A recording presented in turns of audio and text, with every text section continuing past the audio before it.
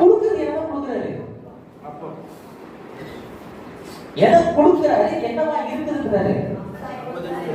அப்பத்தை கொடுக்கிறாரு. ஆனா அதுக்கு பேர் என்ன வைக்கிறாரு? சரீரம். இன்னைக்கும் அதுதான் செய்யறோம். உங்களுக்கு ஒரு பிரெட் கொடுக்கிறோம், ஆனா இயேசுவின் சரீரம்னு சொல்லி கொடுக்கிறோம். அன்னைக்கும் இயேசு சொன்னது உண்மை, இன்னைக்கும் நாங்க சொல்றது உண்மை.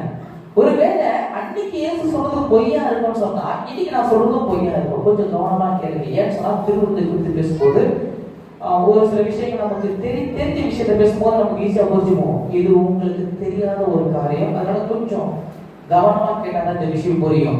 இயேசு சொல்லுகிறார், அந்த அப்பத்தை எடுத்து கொடுக்கும் போது, இது உங்களுக்காக பிற்கப்படுகிற என்னுடைய சரீரமா இருக்கிறதுன்னு அப்பத்தை எடுத்து பிட்டு அவர்கள் கொடுத்து அவர்கள் என்ன பண்றாரு?